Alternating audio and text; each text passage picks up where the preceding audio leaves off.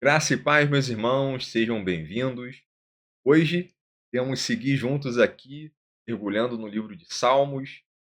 Hoje iremos abordar uma análise do Salmo 11 até o Salmo 45. Gostaria de compartilhar com os irmãos algumas dessas riquezas que nós temos nesses capítulos. Hoje o foco é trazer um pouco ali sobre a análise da característica dos Salmos. Já falamos sobre algumas características na semana passada. Iremos trazer alguns aspectos do hebraico, interpretações messiânicas fortíssimas e muito mais. É importante lembrar aqui que o livro de Salmos é uma coletânea riquíssima, vários textos de adoração, louvor, ali por diferentes autores em vários e vários e vários séculos, e eles refletem desde as maiores aflições até mesmo grandes momentos de celebração. Capítulos que nós lemos, vamos ver que predomina a experiência do justo em meio às crises, em meio às perseguições, em meio aos desafios. Outro ponto essencial aqui que queríamos parar para analisar são os gêneros literários dos Salmos. Nesses capítulos que nós lemos, são três mais marcantes. Mismor, falamos na semana passada, é um cântico com acompanhamento musical, frequentemente ligado ali, né, aos louvores no templo, usando cordas, certo?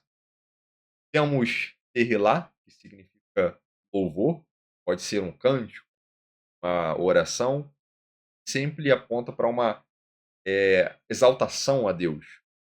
Nós temos o Maskil. Maskil, não falamos na semana passada, mas na leitura dessa semana nós entramos em alguns capítulos e vimos, né, na introdução falando sobre Maskil. Significa que é um salmo de instrução, um salmo de sabedoria, uma profunda contemplação.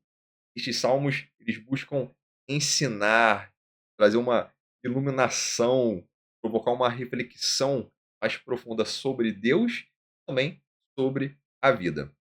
Ok? Exemplos de Masquil, como ter no Salmo 32, Salmos 42, né, são mais de 10, né, se não me engano, são aproximadamente 13 salmos que são chamados de Masquil. Daqui a pouquinho vamos olhar para alguns desses. Ok? Eu gostaria de trazer aqui três grandes destaques teológicos, Salmos 11, 45. Começando pelo Salmo 22. Salmo 22, ele é chamado de o Salmo da Cruz. Interessante, né? Salmo da Cruz. É um dos textos mais fascinantes e proféticos de todo o livro de Salmos. Veja só como começa o Salmo 2, verso: Deus meu, por que me desamparaste? Por que estás longe de dar-me livramento, longe das palavras do teu clamor? E essas palavras foram pronunciadas por Jesus na cruz. Assim como vemos lá em Mateus, capítulo 27, verso 46. Então, abrindo aqui agora para checarmos, aqui em Mateus 7, 46, ver que Jesus disse o quê? Deus meu, por que me desamparaste? Jesus, ele cita Salmo 22. Ou será que o Salmo 22 é uma profecia do que Jesus ia proferir na cruz? Enfim, é um salmo muito forte porque temos aqui grandes coisas que aconteceram aqui. Entre, entre essas coisas, gostaria de compartilhar aqui mais uma delas, verso 16. Olha só: Os cães me rodeiam, bando de malfeitores me cerca. Perfuraram-me as mãos e os pés. Olha só, hein? A maior parte das traduções vai dizer: traspassaram-me as mãos e pés. Então, coisa interessante sobre esse verso 16, meio teológico, ali um rico debate textual, analisando ali do hebraico, mas quando nós olhamos para textos muito importantes, como os manuscritos do Mar Morto, a Septuaginta, né, que é a tradução grega, vamos ver que confirma essa leitura: traspassaram as mãos e pés, perfurar. Isso cria, então, uma conexão que é impressionante com a crucificação de Jesus. E esse texto, vamos ver que foram centenas e centenas de anos antes desse método de execução, né, de crucificação existir. Então, muito forte vermos isso. 2 versos depois, olha só o que está escrito no verso 18: ó, repartem entre si as minhas vestes e lançam sortes sobre a minha roupa. E aí, o que aconteceu nesse mesmo dia? João 19:24, disseram, pois, uns aos outros: não rasguemos, mas lancemos sortes sobre ela. Quem será? Para que se cumprisse a escritura que diz: repartiram as minhas vestes, sobre a minha vestidura lançaram sortes. Os soldados, pois, fizeram estas coisas. Bom, vamos ver que eles fizeram isso se cumpriu, fez cumprir a escritura. Caramba, muito forte isso. E no Novo Testamento, os apóstolos enxergaram claramente esse caráter messiânico do Salmo 2. Lá em Hebreus, capítulo 2, verso 12, olha só o que está escrito. Hebreus 2: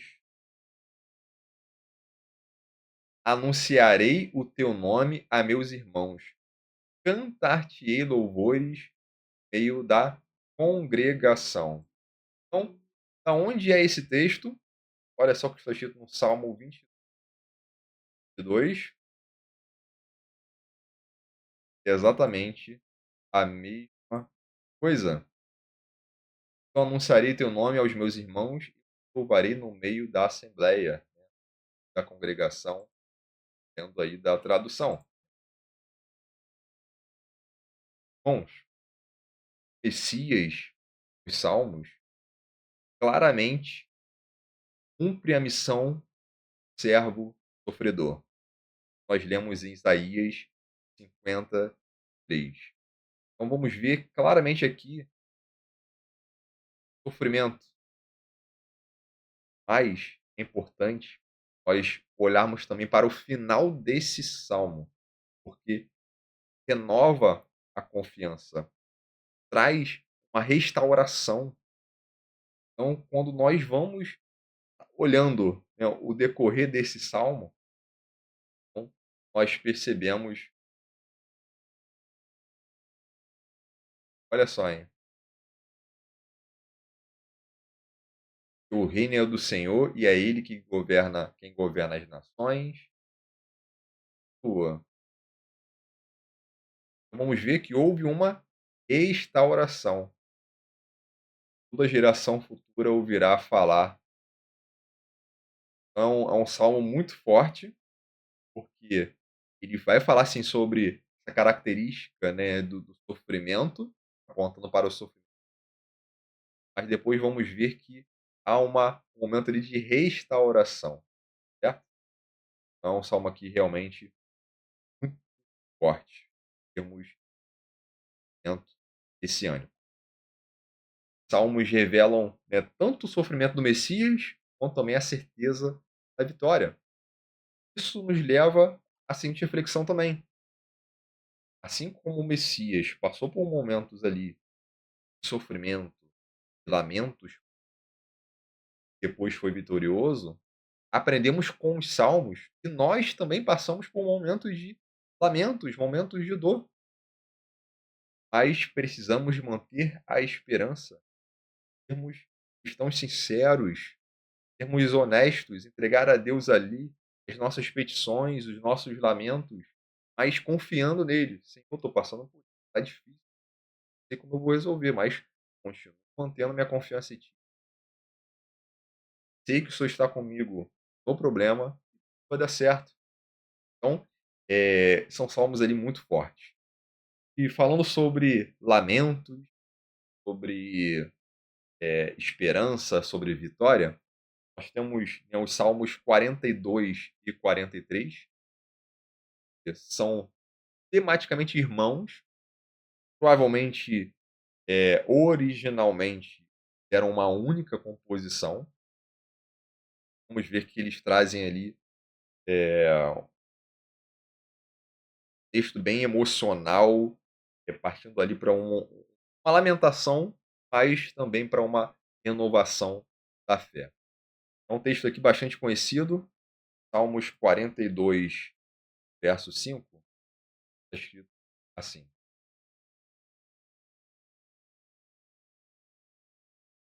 Por que está abatida, ó minha alma? Por que te perturbas dentro de mim? Espera em Deus, pois ainda o louvarei. Minha salvação, caramba, que verso é lindo. E nós temos também o que parecido logo no final, verso 11: Porque está batida, ó minha alma, por que te perturbas dentro de mim? Espera em Deus, ainda o louvarei, minha salvação, meu Deus. Vamos aqui novamente. E no capítulo 43, né, no capítulo seguinte, verso 5, mais uma vez: Por que estás abatida, ó minha alma? Por que te perturbas dentro de mim? Espera em Deus, pois ainda o louvarei, minha salvação, meu Deus.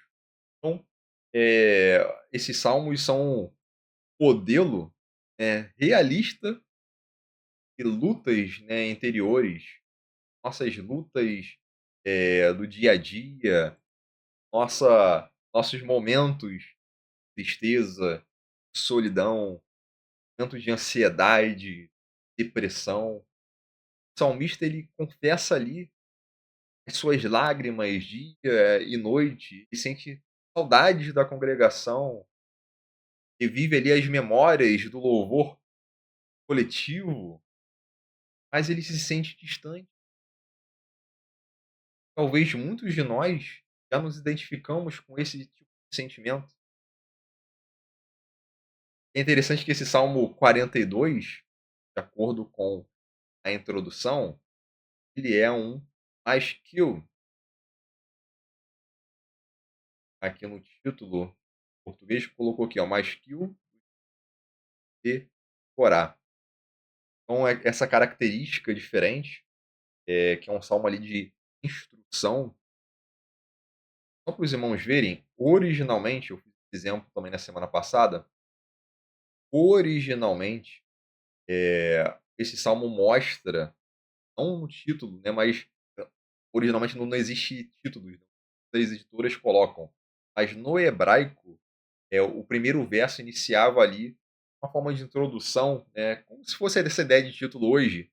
E vamos ver justamente aqui no início, falando o seguinte: Lam nascer Maskil Evnei Korah. É justamente essa questão de que ao regente, né, desse Maskil, dos filhos de Corá. Essa tradução literal. E aí as Bíblias em português acabam tirando um pedaço do verso 1 e acabam inserindo ali o título dessa porção, né, da perícope. Então, voltando para cá, no verso 1, nós não vemos essa parte. Inseriram justamente aqui parte dela. Ok? É importante também que aqui o capítulo 42 é o início do segundo livro de Salmos. Você que não assistiu o vídeo anterior, Salmos é composto de 5 livros, são 5 partes, falamos sobre isso no anterior. E a primeira parte, ela é do capítulo 1 ao 41. Então, essa semana nós lemos parte do primeiro livro e parte do segundo livro. Ok? E aqui pegando, né, aproveitando, falamos sobre a skill, já volto aqui para o 42, só para aproveitar aqui o exemplo. Outro texto que nós lemos que também é a skill, esse aqui, ó, Salmo 32, aqui, a skill de Davi. Olhando aqui para o hebraico, o texto começa: Le David Maskil Ashrei. Aqui, Ashrei seria ali a ideia de felizes, bem-aventurados. Então, o texto começa com eh, eh, de Davi o Maskil em hebraico. Depois, na sequência, ele já começa falando, né, felizes, bem-aventurados. Que é justamente o que nós vemos aqui. Só que na tradução para o português, pega-se esse trecho, coloca como título, e aí vem bem-aventurado. Certo? Eh, Vamos agora para o 42 novamente. Os irmãos conseguiram compreender esse ponto. E temos vários salmos, né, que são conhecidos como Pasquil. 32, 42, 44, 45, 52, 53, 54, 74, 78, 88, 89 e 142. Então, todos esses no título encontraremos ali escrito Masquil. Alguns Davi, alguns Corá. Tem essa ideia de quem escreveu e para qual utilidade foi. Nesse caso aqui, fala que é ao regente de coro, ou seja, a intenção é para ter uma espécie de maestro que vai pegar esse texto escrito pelos filhos de Corá e vai louvar ali no meio da congregação, no serviço ali do templo. Ok? Então, os filhos de Corá, lembrando que eram ali levitas. Perfeito? Aprender? Então, vamos lá. Eh, Vamos reparar que esses salmos que nós lemos, desses, principalmente desses, dessa característica, né, de ter um masculino, eles são simplesmente aqui um desabafo, mas são um modelo como transformar um lamento em esperança. Inclusive, até lembrei aqui um louvor, eh, colocar a letra aqui rapidamente, me veio à mente aqui agora,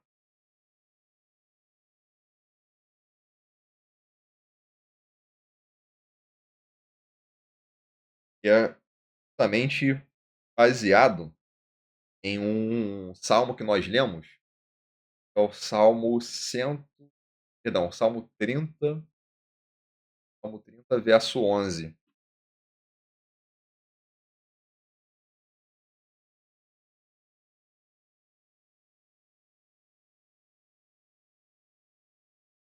Qual tradução está mais próxima aqui da música?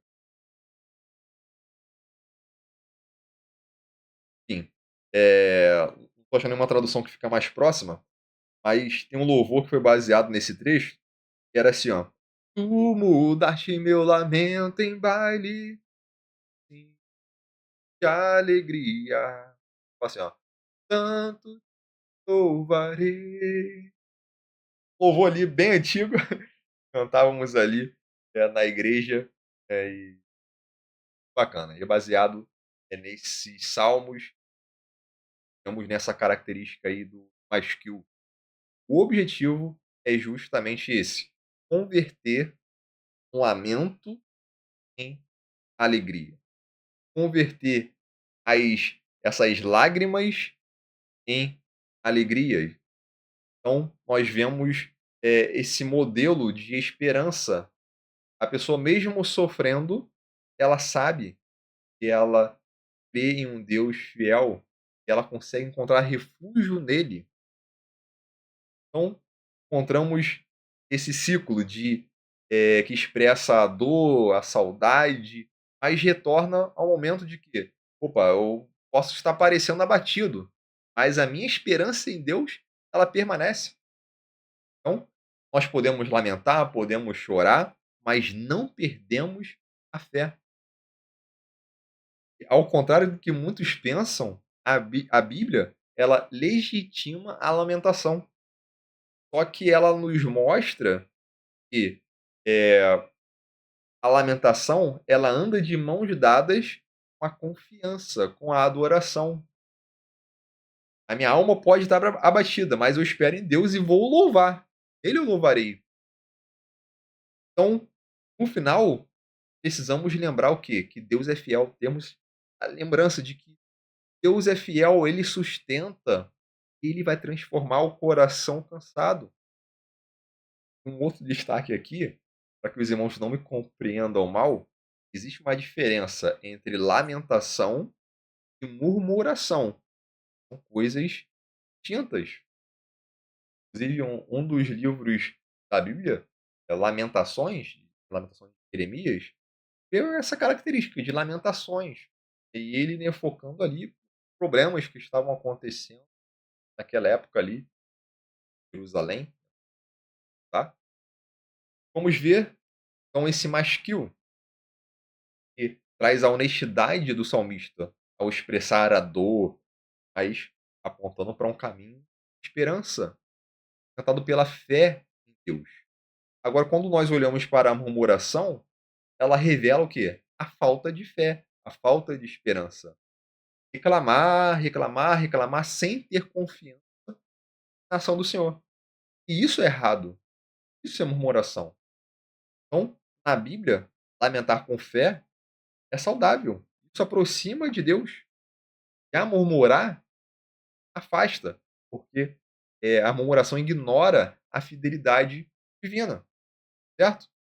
Então, eu posso, por exemplo, lamentar da seguinte forma: Senhor, eu me vejo uma situação que, humanamente falando, com os meus olhos, não vejo saída. Não sei como resolver esse problema, mas eu creio em ti, sei que tu és bom.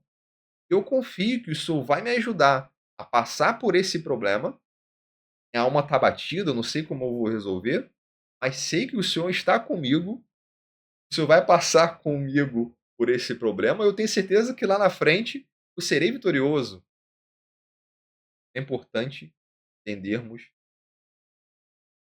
Para encerrarmos, né, a terceira análise aqui é o Salmo 45. Salmo 45, uma característica também bastante interessante.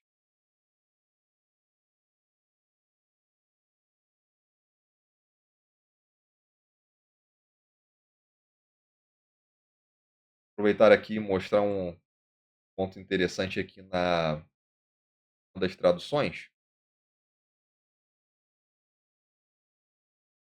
Coloquei aqui no Salmo 45.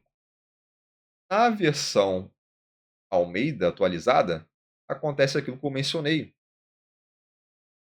que a parte que fala sobre o masculino aparecia no título, não no verso. E as versões Almeida, né, geralmente fazem isso. Outras Bíblias também fazem isso. É o caso aqui da Bíblia Jerusalém. Mas quando eu olho para a King James, a versão aqui, King James atualizada, ela insere essa parte inicial no primeiro verso. Ok? Então, só temos aí de curiosidade. Essa parte inicial que vai falar sobre cântico, né, mostrando ali uma introdução. Esse salmo aqui tem uma introdução maior. Então, por exemplo, a palavra mais quinta está aqui, ó. Então, essa parte toda aqui é uma introdução. Já na King James inserem, ok? Essa parte aqui, itálico. Ok? Bem, esse salmo ele começa com Ele tem uma característica de ser um cântico casamento real. É cheio de poesia, sobre beleza, honra, majestade de um rei. Quando nós olhamos com atenção, principalmente quando olhamos à luz do Novo Testamento, nós percebemos uma compreensão messiânica profunda. Então, veja só o que está escrito aqui no verso 6.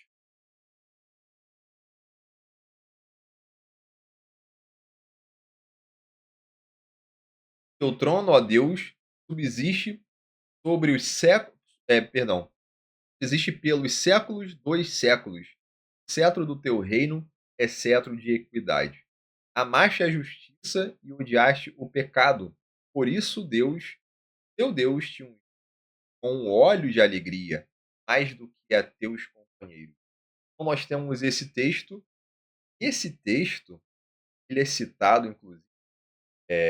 Depois você, para quem não leu, depois pode seguir a leitura.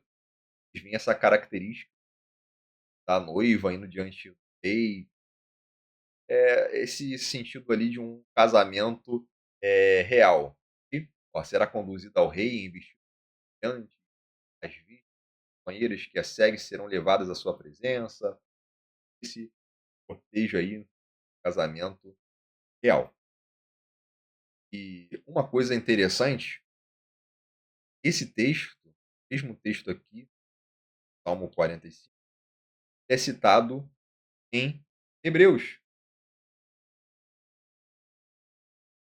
E eu acho muito interessante, e tendo aqui um pouco antes, ó, que ao introduzir o primogênito no mundo, outra vez diz: que todos os anjos de Deus o adorem. Sobre os anjos ele diz: dos anjos ele faz ventos, dos ministros labaredas de fogo. Mas sobre o filho, teu trono, ó Deus, subsiste pelos séculos dos séculos. O cetro do teu reino é cetro de equidade. Equidade. Amaste a justiça e odiaste o pecado. Por isso, Deus, o Deus, com óleo de alegria, mais do que a todos os. E que aqui, o texto está falando que foi uma citação ao Filho, a Cristo. Muito interessante, né? Então, é aplicado diretamente à pessoa do Messias. E, ao meu ver, aqui é um texto, pela a interpretação do livro de Hebreus, inclusive, destaca sobre a característica da divindade do Messias. O texto aqui, eu ver, é muito forte. Olhando lá para os Salmos, era a característica da figura da noiva adornada. Então, vamos ver que há uma celebração, há uma honra. E na tradição cristã, essa imagem da noiva adornada conta para a igreja, idade redimida, unida ao Messias, pura participante das bodas do Cordeiro, composta aqui por judeus e gentios. Então, profeticamente falando, estamos tendo uma visão todo Israel restaurado, composta aqui pelos judeus crentes por Jesus e aqueles das nações que se uniram a estes. Caramba, veja só como os salmos são riquíssimos. Temos lamentos profundos, cânticos de instrução, louvores de paixão, clamor por justiça, afirmações de fé, celebração do rei, da noiva. Isso com uma linguagem poética, mas com essa alternância entre o realismo doloroso e também aquela esperança inabalável. O Senhor, em todos esses textos, continua sendo refúgio, rochedo, pastor, rei. Meus irmãos, assim como Davi e os demais salmistas procuravam ali compreender o agir de Deus, principalmente em tempos difíceis, nós também, por meio da palavra, nós somos chamados a entender E ver isso, mesmo nos momentos de dor, o trono do Senhor permanece firme. E a promessa do Messias também sofreu, mas hoje nós sabemos que isso tudo aponta para a glória que há. Então, que a nossa alma confie no Senhor, mesmo diante do abatimento. Continue lendo, continue meditando. Os próximos capítulos estão para vir. Aprenderemos aqui mais pérolas para a nossa vida. Cada semana uma oportunidade de crescer em graça, fé, adoração sincera. Deus te abençoe grandemente e até a próxima semana com mais um estudo.